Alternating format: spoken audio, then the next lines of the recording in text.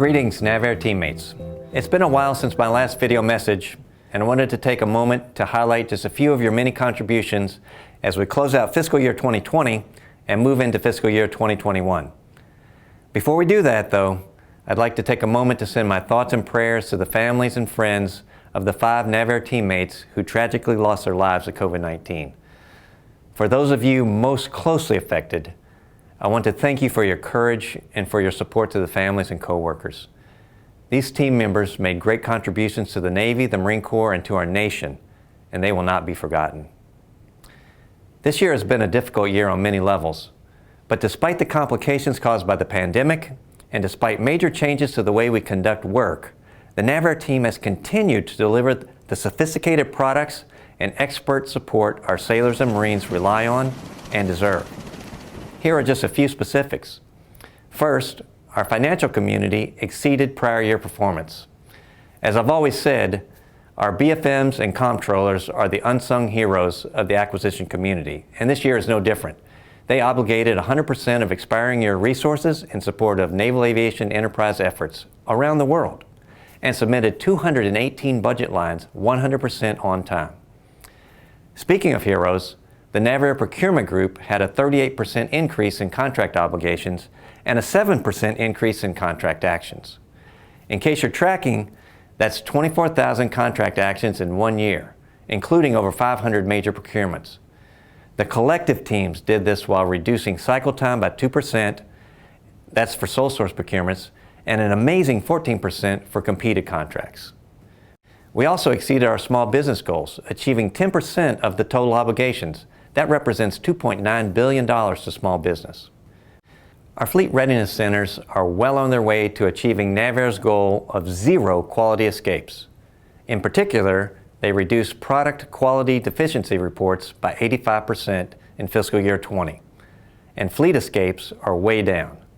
I also want to highlight that our FRCs delivered 510 airframes and nearly 49,000 total components. That exceeds production goals for critical fleet aircraft and equipment.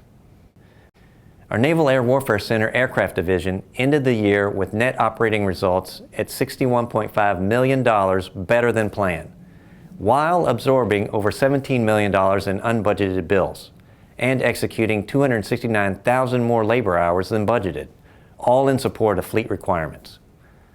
Moving out west, our Weapons Division also exceeded their net operating results by several million. They absorbed more than $10 million in unbudgeted bills, ending with a cash balance of $300 million. The WD team also performed 101,000 more labor hours than budgeted. These results are excellent under normal circumstances, but even more impressive given the challenges associated with the COVID-19 environment. Let me mention another area where I think we've seen progress, and that is in the area of inclusion and diversity. Our human capital teams are reviewing and updating hiring and promotion processes to ensure absolute fairness and transparency.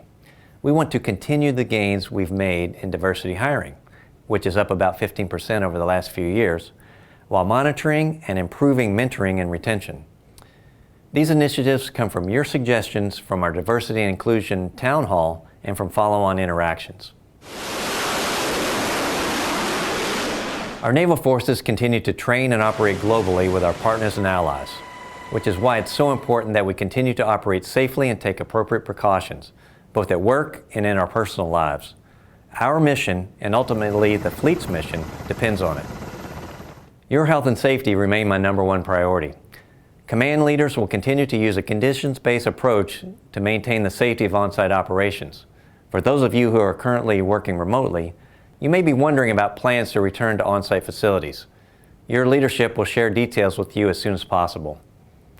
Finally, as we enter the flu and holiday season, be sure to take extra precautions to protect yourself and those around you. Wash your hands frequently, wear a face cover, and practice social distancing. The challenges we've faced and obstacles we've overcome are a testament to the spirit and determination the NAVAIR team is known for. I continue to be inspired and humbled by your flexibility and commitment, and I am confident in our ability to exceed expectations in fiscal year 21 and beyond. Be safe and stay well, everyone.